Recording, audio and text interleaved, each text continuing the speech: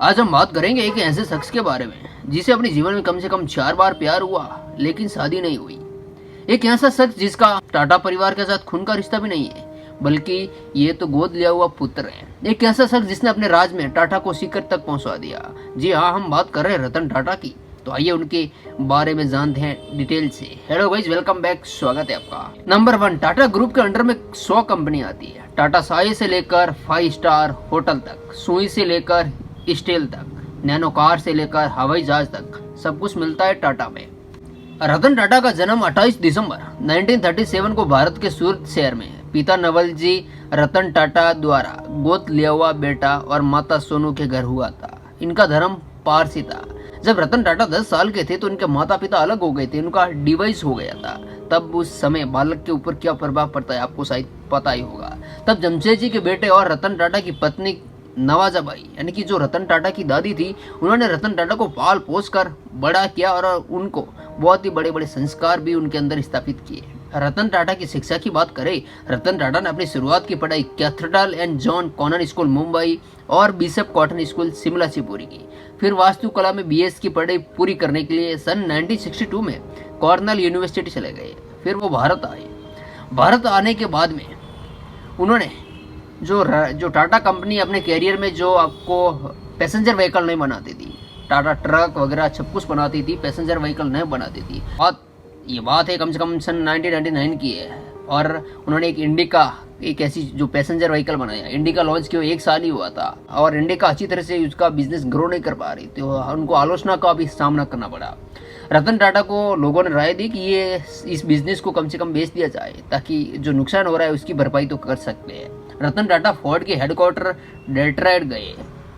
उनको कहने के लिए मेरी जो टाटा मोटर्स व्हीकल है जो चल नहीं रही है और आप इनको खरीद लो, तो उस बिल फोर्ड ने रतन टाटा की बहुत ही बड़ी बेइज्जती कर दी। उस दिन उन्होंने कहा था, हम तुम पर बहुत बड़ा एहसान कर रहे हैं, ये टाटा जो मोटर्स पैसेंजर व्हीकल है, जब गाड़ी बनानी नहीं आती तो इस धंधे में आए क्यों। जैसे बिल फोर्ड ने ये बात कही तो रतन टाटा को दिल को अंदर ये बात सूख गई और रातों रात अपनी पूरी टीम को लेकर डेट्रॉयट से मुंबई फिर आ गए और इतने जिद्दी बन गए, इतना जुनून और इतना पागलपन बन गया, टाटा मोटर्स को अलग से स्पेंड टाइम किया। कुछ दिनों बाद टाटा मोटर्स अच्छे से ग्रो करने लगा।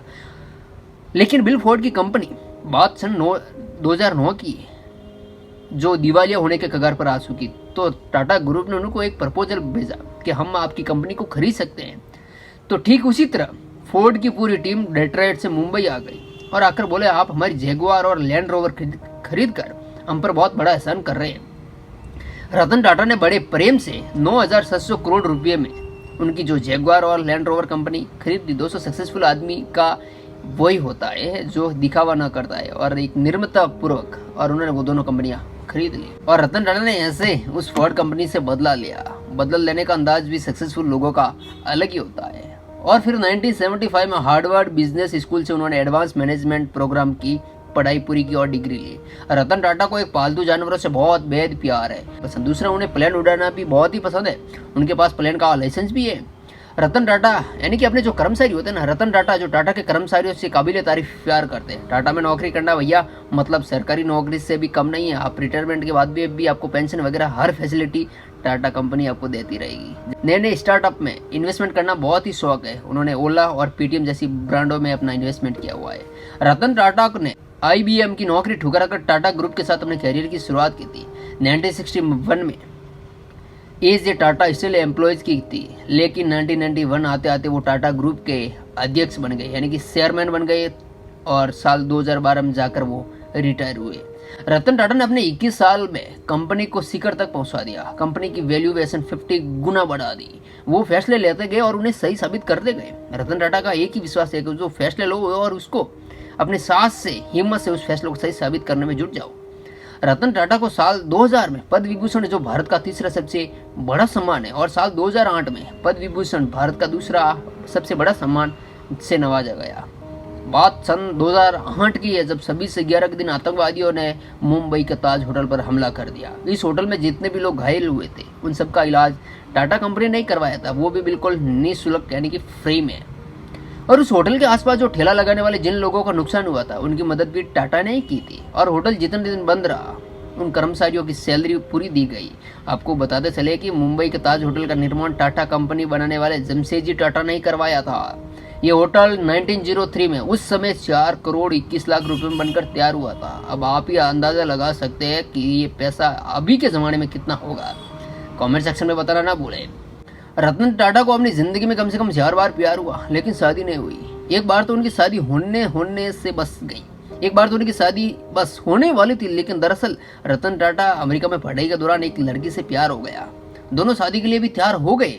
रतन टाटा की जो दादी थी, दादी की तबीयत खराब होने की वजह से रतन टाटा को भारत आना पड़ा। भारत आ तो गए, लेकिन उस समय भारत और चीन का युद्ध हो चुका था और उनकी प्रेमा का वो युद्ध को देखकर बहुत सी सहमी यानी कि वो डर गई थी और वो भारत ना आ पाई।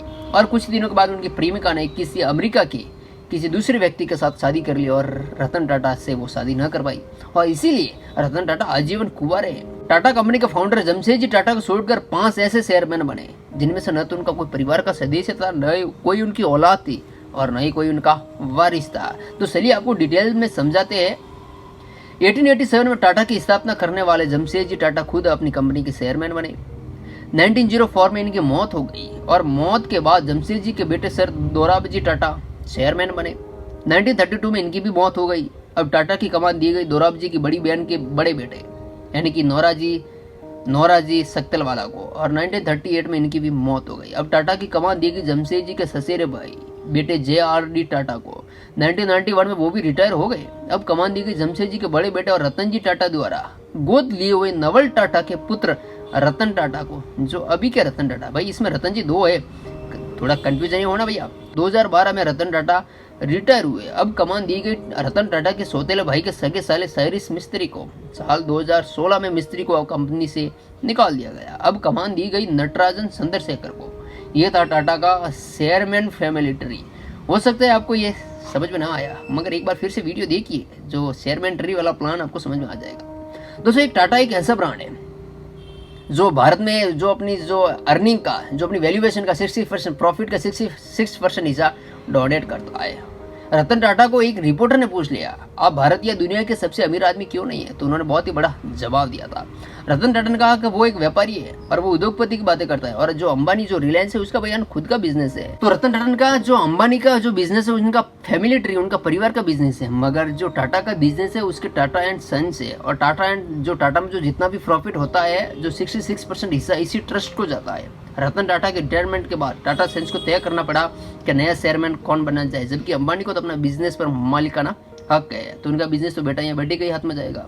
अकेला आदमी कंपनी न होने की वजह से रतन टाटा अमीर आदमी नहीं है, प्लस टाटा अमीर न होने की वजह से भाई बहुत ही बड़ा दान डोनेट करता रहता है लोगों की सेवा के लिए। अब आप ही देख लो, कोविड-19 के समय टाटा ने 1500 करोड़ रुपये PM केयर फंड को डोनेट किए। अब बात तो बहुत ही गर्व करने वाली है। देश का नमक, राष्ट्रवादी नमक, टाटा साल्ट हो या कुछ भी चीज़ हो, अब आप किसको खरीदेंगे वो तो कमेंट सेक्शन में बताइए। और टाटा के बारे में आपको कौन सी अच्छी बात लगी और कौन जो आपको दिल को सूख गई वो भी कमेंट सेक्शन में बता दीजिए। मिलता हूँ अगली कुछ नए वीडियो में, तब तक वीडियो पसंद आया है भैया और लोगों तक शेयर करें। गुड बाय, अपना ख्याल रखें।